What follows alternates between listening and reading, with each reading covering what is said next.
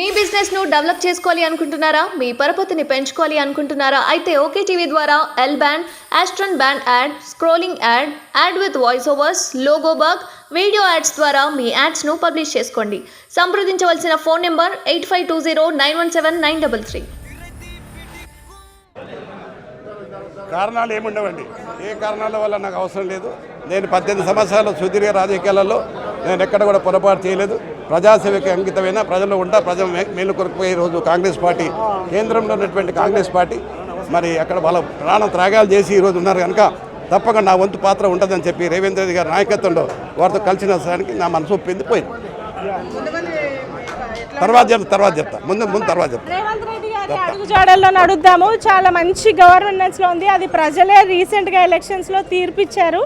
ప్రజల నమ్మకం మేమందరం కూడా వమ్ము చేయకుండా కాంగ్రెస్ పార్టీతో ఉండి క్షేత్రస్థాయిలో ప్రజలకు ఎటువంటి ఇబ్బందులు ఉన్నా కానీ మాతో పాటు ఉన్న ప్రజాప్రతినిధులందరికీ కూడా ప్రజాపాలన సరిగ్గా చేయమని చెప్పి వాళ్ళకి రావాల్సిన హక్కులన్నిటి కోసం కూడా మేము ఖచ్చితంగా పోట్లాడి ఒక మంచి గవర్నెన్స్ కోసం ఈ పార్టీలో చేరడం జరిగింది. మీకు అందరికీ థ్యాంక్ యూ. ఆల్రెడీ గతంలో 40 సంవత్సరాల నుండి మా మామగారు రాజకీయాల్లో ఉన్నారు. మేయర్ చేశారు, హుడా చైర్మన్ చేశారు, ఎమ్మెల్యే చేశారు. తర్వాత చాలా సులువుగా మా ఫ్యామిలీకి ఉన్న పొలిటికల్ బ్యాక్గ్రౌండ్, మాకున్న పేరు ప్రతిష్టలతోటి మేము ఎలక్షన్ నెగ్గిందులోకి వచ్చాము. చైర్మన్ పదవి అనేది మనం చేసే సేవని బట్టి ఉంటుంది. మనం ఒక ఎలక్షన్లో నిల్చున్నామంటే ఆ వ్యక్తి మరి ఎటువంటి వ్యక్తి, వారికి ఓటు వేయవచ్చా లేదా అని ప్రజలే తీర్పిస్తారమ్మా. ఎదురు చూడండి మీరు కావాలి.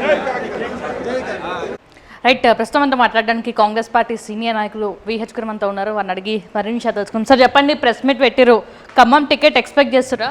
ఖమ్మం నేను తప్పనిసరిగా 6-7 ఏళ్ళ నుంచి అక్కడనే కాన్సన్ట్రేట్ చేస్తున్నా. మిర్చి రైతులకు సంఖ్యలు లేచినప్పుడు పోయా, మిర్చి రైతుల ధర్నా చేస్తే పోయా, అప్పటి నుంచి వాళ్ళు పోయినా వారికి సాయం కూడా చేసిన. 10 మంది రైతులకు సంఖ్యలు లేస్తే వాళ్ళకు జైలుకు పంపిస్తే వాళ్ళకు ఒక్కొక్కరికి ₹1,00,000 ఇచ్చిన. అదేవిధంగా కొత్తగూడెంలో వనమ వెంకటేశ్వరరావు కొడుకు బ్యాడ్గా మాట్లాడడంతో హత్య ఒకటి చనిపోతే అక్కడ కూడా పోయి కేసు రిజిస్టర్ అయ్యేదానిక పక్కకు జరగలేదు. అదేవిధంగా ప్రతి కార్యక్రమంలో కూడా ఏఐసిసి ఇచ్చిన ప్రతి ప్రోగ్రాంలో కూడా నేను పాల్గొన్నా. రైతుల సమస్య కానీ, నిరుద్యోగ సమస్య కానీ, ఆ ప్రాంత ప్రజల ఏ ఇష్యూనా 1-to-1 రైతులను కలిసే దాంట్లో కూడా ప్రతిసారి నేను పోతున్నా. ఇప్పటికీ 30-40 సార్లు పోయినా. ఏఐసిసి ఏ ప్రోగ్రాం ఇచ్చి నేను ఆడుండి ఇంప్లిమెంట్ చేసిన. అక్కడ నాకు మొదటి నుంచి ఉన్న సామాజిక వర్గమే కాకుండా సంజయ్ గాంధీ 1976లో youth Congress block level meeting నుంచి నాకు అక్కడ పరిచయాలు వెంగళరావుతోటి, మల్లు అనంతరాములతో, ఇవన్నీ నాకు సంబంధాలు ఉన్నాయి. కాబట్టి అక్కడ ప్రజలు కోరుతున్నారు రమ్మని. తప్పనిసరిగా ఇస్తే నేను గెలుస్తా. లాస్ట్ టైమే నాకు ఇయ్యలేదు. ఓడిపోయిన వాళ్ళందరికీ కూడా పార్లమెంట్ ఇచ్చిన, కానీ నేను పార్లమెంటు అసెంబ్లీ నాది పోయింది అలయన్స్లో. అయినా నేను పార్టీలో పనిచేస్తున్న ఇవాళ వరకు 7-8 ఏళ్ళు నాకు ఎలాంటి పోస్ట్ లేదు. హనుమంతరావు అంటే కాంగ్రెస్ అంటే హనుమంతరావు. అది మరి ఇస్తామని ఏమన్నా చెప్పిరా? టికెట్ మీకే ఇస్తామని ఏమన్నా చెప్పిరా? టికెట్ మీకే ఇస్తామని ఏమన్నా హోప్ ఇచ్చిరా? సార్ ఇయ్యలేదు కాబట్టి నేను గట్టిగా చెప్తున్నా. వాళ్ళు అష్యూరెన్స్ ఇయ్యారు కదండి, ఇచ్చేటోళ్ళకి ఇస్తుండొచ్చు. కానీ నేనేమంటున్నా, నాకు ఇస్తే అక్కడ ప్రజలు కోరుతున్నారు. నేను అక్కడ పనిచేసిన బుక్లెట్ కూడా ఇవ్వడం జరిగింది. ఇక ఇంతకంటే ఏం చెప్తాం చెప్పు. అంటే ఏమైనా అన్యాయం చేస్తుందా ఇక్కడ ఉన్న సీనియర్లకి కాంగ్రెస్ పార్టీ?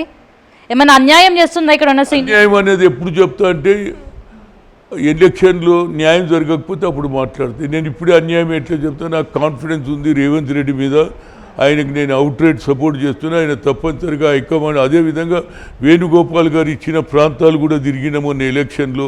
నేను తిరిగినా, రేవంత్ రెడ్డి తిరిగిన, మిగతా వాళ్ళు వాళ్ళ పార్లమెంటు అసెంబ్లీకే లిమిట్ ఉండి, నేను మాత్రం 20 కాన్స్టిట్యూన్సీ తిరిగి వచ్చిన. వాళ్ళు చెప్పినే తిరిగిన. అందులో 14 నుంచి 15 గెలవడం కూడా జరిగింది. కనుక నాకు ఎక్కడ పోయినా నాకు ఫాలోవర్స్ ఉన్నారు, సింపథైజర్స్ ఉన్నారు. నేను పని చేస్తా, వాళ్ళని కన్విన్స్ చేస్తా.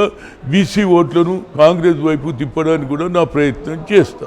ఎన్ని సీట్లు వచ్చే అవకాశం ఉంది తెలంగాణ పార్లమెంట్లో? ఎన్ని సీట్లు వచ్చే అవకాశం ఉంది? మేము 15 ఎక్స్పెక్ట్ చేస్తున్నాం. తప్పనిసరిగా 15 రావడానికి శాయశక్తిలో కృషి చేస్తాం. రైట్.